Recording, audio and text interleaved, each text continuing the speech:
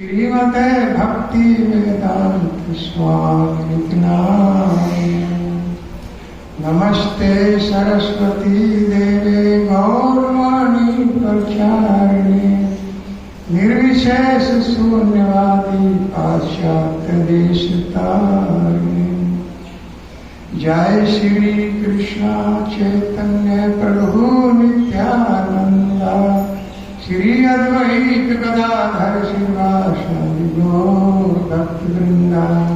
हरे कृष्णा कृष्णा कृष्णा कृष्णा हरे हरे हरे राम राम राम हरे हरे।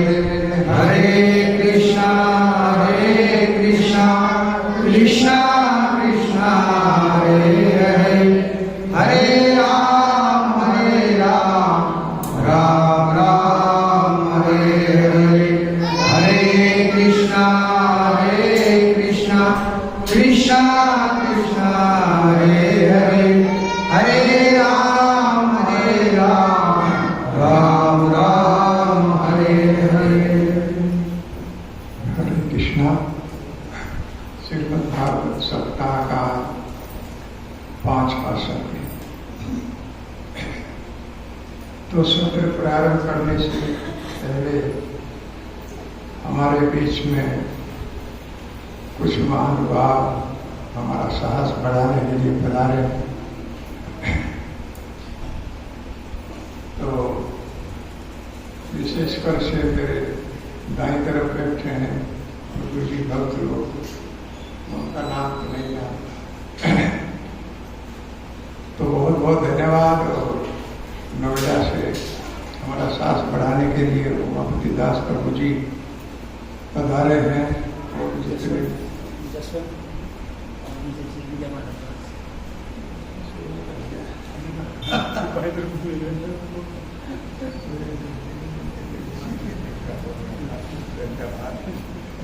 तो बहुत बहुत धन्यवाद है कि इतनी दूर दूर से लोग पधारे हैं।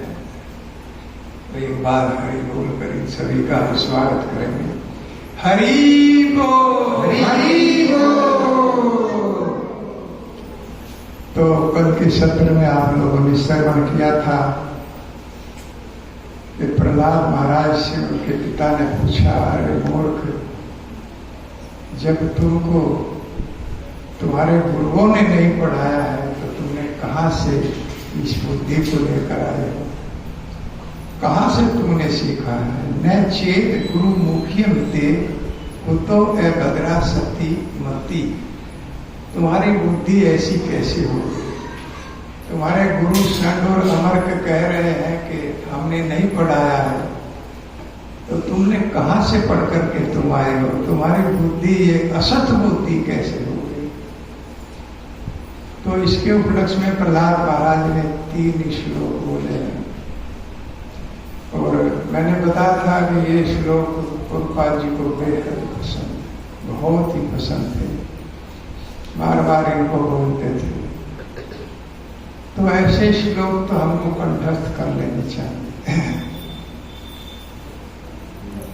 तो श्री प्रहलाद वाचन, श्री प्रहलाद ने कहा था कि मतिर्न कृष्ण परतो सप्तो वामिथो विपदेत ग्रह वर्ताना पदार्थ गोभीर तामिश्रितम पुनः पुनश्चर्विचर्वणाना। कि असत गृहस्थ में जीव पढ़ करके जो एक अंधकूप के समान है उसमें चबाए हुए को चबाए रहता है, वो भगवान की भक्ति की तरफ अग्रसर नहीं होता। जबकि जीव ना मेरे प्रयास से ना किसी दूसरे के प्रयास से या दोनों को मिलाकर भगवान की शरण में नहीं जा सकता।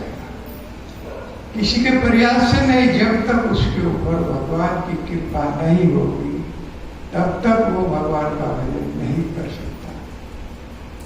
कल हमने बताया था कि कितने लोग माला लेते हैं, माला लेकर के घर जाते हैं, घर जा करके 50 लोगों ने माला लिया तो उसमें से 25 लोग तो 2-4 दिन में इसको खूंटी पे डाल देते। उसके बाद कुछ लोग कुछ समय तक करते हैं। इसीलिए भगवान ने कहा कि अंत में कोई एक बिरला ही ठहर पाता है।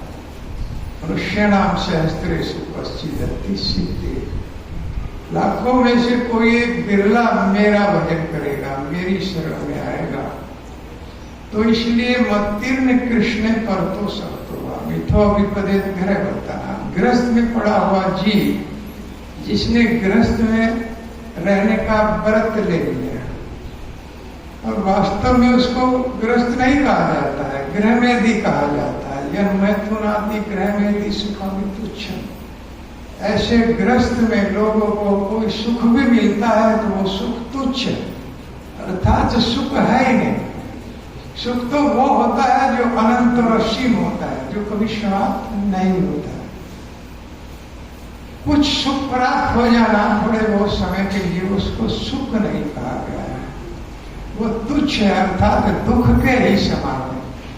इसलिए ऐसे गृहस्थी अदांत गोवीर विस्ताम तामिश्रतम, उनकी इंद्रियां कंट्रोल में नहीं रहती और तामिश्र नरक में जागी। जुष्टाद गृह निर्य वर्तमनि बद तृष्णा, उनकी तृष्णाएं बद हो जाती है। वो सीमित दायरे में अपने परिवार के संबंध में सोचते, आगे वो नहीं बढ़ पाते और अंधकूप में गिर जाते। संसार कूपे पतितम विस्मेर मुसीते क्षणम, ग्रस्तम काला हीना जगता को अन्य तिरा, तुम धीश्वर, ये अधीश्वर है भगवान, उस कुएं में से कौन निकाल सकता है? आप निकाल सकते हैं और गुरु दो उस कुएं में से निकाल सकते हैं। जैसे मैं पहले भी बताया था, प्रहलाद महाराज कहते हैं कि मैं भी उस लाइन में लगा हुआ, बहुत लंबी लाइन लगी हुई थी, सब कूप में गिरते जा रहे थे और बताया जा रहा था कि इसमें अजगर है जो काल के रूप में बैठा हुआ है। उसके बाद भी उसकी तरफ बढ़ रहे थे। मैं भी लाइन में लगा था, भला हो मेरे गुरु नारद जी का, उसने मेरा हाथ पकड़ा और खींच लिया। कहाँ जा रहे हो? ये अंधकूप है, इसमें गिर रहे हो। अंधकूप जो ऊपर से ढका रहता है, उसके संबंध में जानकारी नहीं रहती कि कितना गहरा है, क्या है। घास फूस से ढका रहता है, ऊपर हरी घास रहती है। कोई पशु जाता है लालच में उधर बढ़ता है, लेकिन वो तो उसमें घास चरने जाता है तो नीचे गिर जाता है। वही हरी हरी घास जैसे पशु चरने के लालच में जाता है, उसी तरह से हम गृहस्थ में कुछ सुख पाने के लिए इसमें गिर जाते हैं। गृहस्थ बनना चाहिए, गृहस्थ से बड़ा कोई आश्रम नहीं है। अगर हम वास्तव में गृहस्थ बने तो बना जाएगा भगवान की भक्ति से, भगवान के भजन से। ये प्रश्न किया है, नारद जी से ही प्रश्न किया युधिष्ठिर महाराज ने, हे प्रभु हम मूर्ति लोग हैं गृहस्थ वाले, इस गृहस्थ में पड़े हुए हैं, कुछ हमारे भी कल्याण के बारे में बताइए। आपने वानप्रस्थी के बारे में बताया, संन्यास के बारे में बताया, ब्रह्मचारी के बारे में बता दिया, लेकिन गृहस्थियों के बारे में आपने नहीं बताया। श्री नारद वाच गृहस्थ व्यवस्थितो राजन क्रिया कुर्वन् यथोचिता वासुदेव अर्पणम साक्षात उपासित महा। तो महामन्यु ने रिकमेंड किया है कि वो गृहस्थी जो करता है उसमें से भगवान को अपने कर्म को अर्पण करके गृहस्थ जीवन से पार हो सकता है। गृहस्थ व्यवस्थित और राजन क्रिया को यथोचिता, लेकिन ध्यान रखना चाहिए ग्रंथों के अनुसार यथोचिता शब्द आया है कि ग्रंथों के अनुसार वो वासुदेव को अर्पण करे तो सबसे बड़ा गृहस्थी बन जाएगा। और आगे बताया कि गृहस्थियों को जैसे भी समय मिले, क्योंकि वो बहुत बिजी रहते, उन्हें साधु का संग करना चाहिए। जैसे यहाँ पर मंदिर है, कथा सुनना चाहिए, सुबह शाम यहाँ पर क्लास होती है, तो समय निकाल करके उनको मंदिर में आना चाहिए, भगवान की कथा सुनना चाहिए।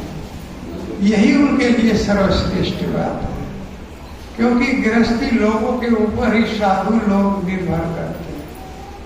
वो बहुत बड़ा बड़ा दान करते हैं, लेकिन इसके साथ साथ भजन भी हम लोगों को करना चाहिए। दूसरे श्लोक में उन्होंने बताया है कि नैते विदु स्वार्थ गतिम ही विष्णु दुराशा ये बहिरथ माने अंधा यथा अंधे रूप नियमाना ते पीस तंत्रा उदाम बता। इन श्लोक की कल व्याख्या हो चुकी।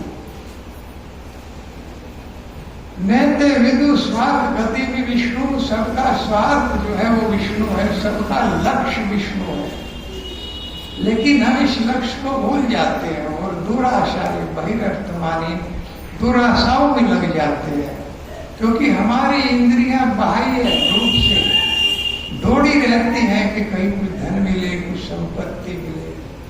इसी के लालच में दुराशाओं के फेर में हम लगे रहते हैं और भगवान जो हमारे लक्ष्य है वो हम भूल जाते हैं।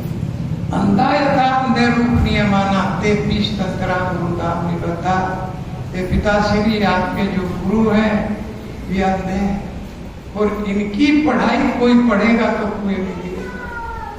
षण और अमर्क के कंधे पर हाथ रख करके चलेगा, अगर इनकी शिक्षाओं को ग्रहण कर लिया जाएगा तो निश्चित वो अंधे में गिर जाएगा। अंधे के ऊपर हाथ रखकर हम चलेंगे तो निश्चित रूप से गिरेंगे, अंधा भी मरेगा और दूसरा भी मरेगा। इसलिए इस जगत में ऐसे लोगों की शिक्षाएं प्राप्त करना, कोई निर्विशेषवादी मायावादी, इनसे बहुत बचकर के रहना चाहिए, क्योंकि समझ लेना चाहिए कि लोग छद्म वेश में आए। छद्म वेश में, जैसे मैं बता रहा था कि एक बार भगवान चैतन्य महाप्रभु जगन्नाथ मंदिर में दर्शन करने गए और दर्शन करते करते भगवान का नृत्य करने लगे और इतने भाव व्यन हो गए कि दौड़ करके जगन्नाथ जी का आलिंगन कर लिया। पुजारियों ने पुकारा, अरे कौन कौन, पकड़ो पकड़ो। डीटी में घुस गया, डीटी में घुस गया तो रक्षकों ने उठा करके प्रांगण में फेंक दिया। महाप्रभु मूर्छित हो गए। वहीं पर सार्वभौम भट्टाचार्य देख रहे थे और उन्होंने देखा, अरे कितना सुंदर युवक है, अगर हमारे साथ ये मिल जाए, क्योंकि निर्विशेषवादी मायावादी का प्रचार करते थे सार्वभौम भट्टाचार्य।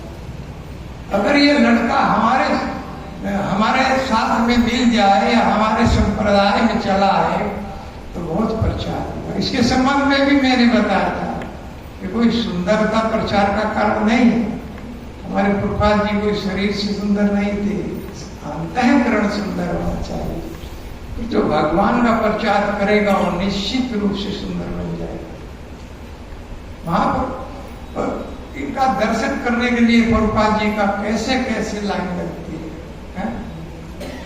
ठीक 7:15 बजे पूरे जगत में प्रभुपाद जी का आरती किया जाता है, अभिषेक होता है, भोग लगाया जाता है। अब बड़े बड़े नेताओं को देखिए कि उनका क्या हर्ष होता है। मरने के बाद में एक स्टेचू बना दिया जाता है, साल में एक बार उनके ऊपर माला डाल दी जाती है, कोई फिर देखने वाला नहीं।